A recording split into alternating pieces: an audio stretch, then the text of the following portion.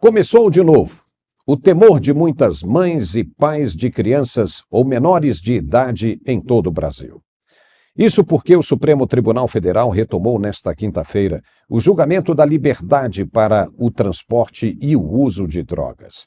A princípio, era apenas para a maconha, mas os ministros Gilmar Mendes e Edson Fachin entenderam que essa liberação deveria ser estendida para todos os entorpecentes, qualquer tipo de drogas, inclusive as pesadas, como cocaína, heroína, crack e o que mais vier a existir. Com relação à quantidade, o ministro Barroso, que vai se tornar presidente da Corte em breve, defendia 25 gramas, mas Alexandre de Moraes queria aumentar para 60, mais que o dobro. Além da descriminalização do porte pessoal, a Corte também começou a discutir os requisitos para diferenciar o uso pessoal do de tráfico. Atualmente, a lei determina que a definição fica a critério do juiz. Mas, para justificar o seu voto favorável à liberação das drogas, o ministro Alexandre de Moraes disse que os jovens, em especial os negros, pretos e pardos, analfabetos, são considerados traficantes com quantidades bem menores de drogas, maconha ou cocaína, do que os maiores de 30 anos, brancos e portadores de curso superior. Mas esse não seria o papel dos parlamentares de analisar estudos de comportamento com base em audiências públicas e opiniões de especialistas de notório saber para se fundamentar um argumento que depois possa virar uma lei que regulamente o assunto? Esse não é o papel de um parlamentar, do legislativo? Então, o que o judiciário quer se metendo no papel do outro? Decidir, inclusive, sobre a quantidade de drogas que cada cidadão pode transportar é um flagrante de intromissão no papel do legislativo. Teoricamente, o Supremo não poderia legislar. Está na Constituição. Digo teoricamente porque na prática não é isso que está acontecendo. Ninguém está nem aí para nada, nem o próprio judiciário e nem o presidente do Senado, Rodrigo Pacheco, que é quem deveria estar atento ao seu dever parlamentar de policiar as ações dos ministros da Alta Corte. O que está havendo? Pois os parlamentares, alguns dos mais notáveis do Congresso, se reuniram e prometeram um contra-ataque. Eles fortaleceram a Frente Parlamentar Cristã e convocaram a imprensa para anunciar o que pretendem fazer, não só com relação à descriminalização das drogas, mas como também do aborto e da intromissão do STF.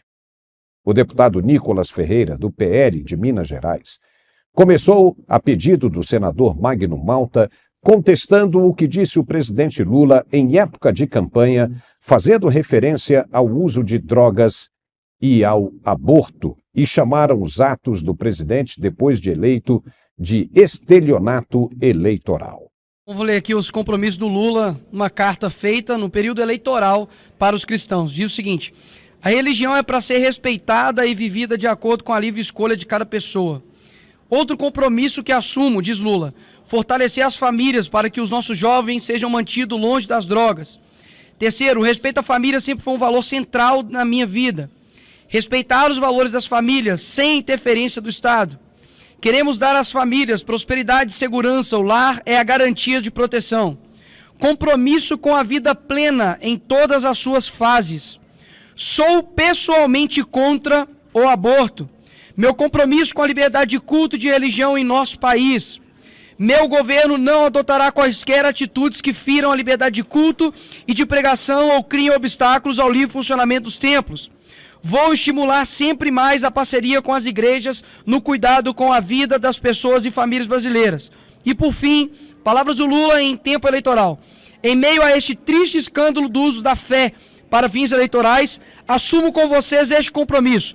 Meu governo jamais vai usar símbolos de sua fé para fins políticos partidários, respeitando as leis e as tradições que separam o Estado da Igreja, para que não haja interferência política na prática da fé.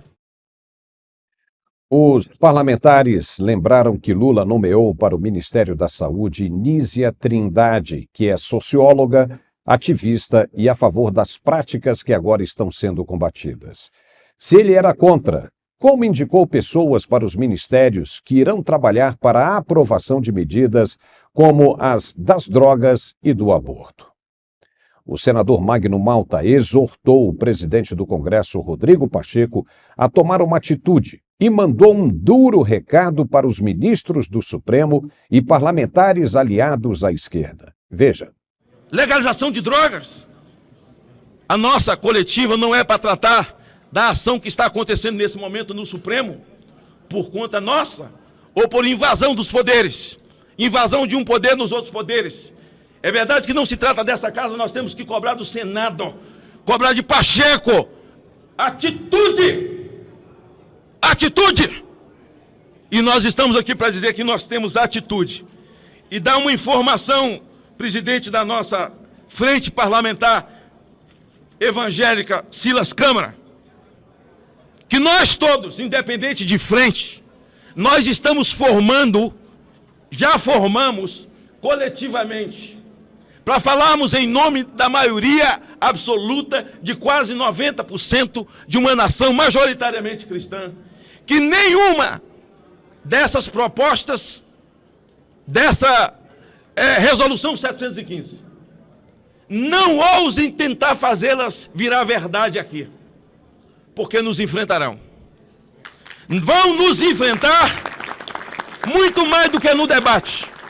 Nós conhecemos o regimento interno.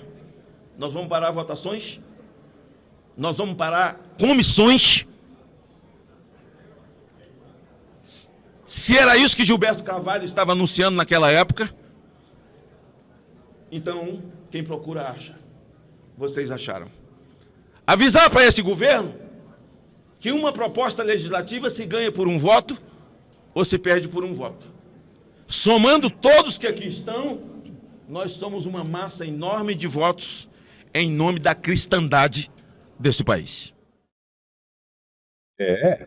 Com determinadas coisas não se deve brincar mesmo. O atropelo do judiciário fazendo leis tem despertado os parlamentares. E se forem mesmo adiante com essa promessa, poderão colocar as coisas em ordem, sim. Mas voltando à frente parlamentar cristã, senadores e deputados reforçaram o compromisso de não deixar passar nenhuma pauta que vá de encontro com os interesses de um país majoritariamente cristão. Veja. Onde já se viu lutar por hormonoterapia para crianças de 14 anos? Onde já se viu você ali em um documento colocar que terreiros ou qualquer outro tipo ali de religiões de matriz africana são uma operacionalização, um suporte para o SUS, e que a maneira de enfrentar a falta de estrutura da sociedade é legalizando o aborto e também legalizando a maconha. Isso não representa o povo brasileiro, e antes aqueles que diziam tanto em Estado laico, agora estão fazendo o quê? Ideologizando a saúde. Onde está a preocupação do Ministério da Saúde com relação às filas e filas de pessoas que estão esperando transplante?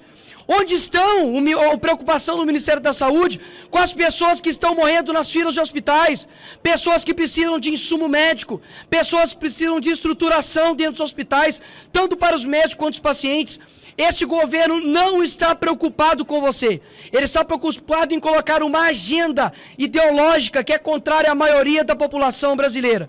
E começou tirando o Brasil do Consenso de Genebra, onde foi um consenso de mais de 50 países que assinaram dizendo que a vida começa desde a concepção, revogou a portaria 2561, que foi através do Ministério da Saúde, onde essa portaria impedia ali o aborto, em caso de estupro, impedindo ali, fazendo com que aquela mulher notificasse a autoridade policial, e depois disso vai fazendo com que todos os outros poderes militem para poder matar uma criança dentro do ventre. Se é guerra que eles querem ter, pode ter certeza que há aqui um exército que vai batalhar pela vida, porque todo mundo que diz que é a favor do aborto já nasceu. Está aí.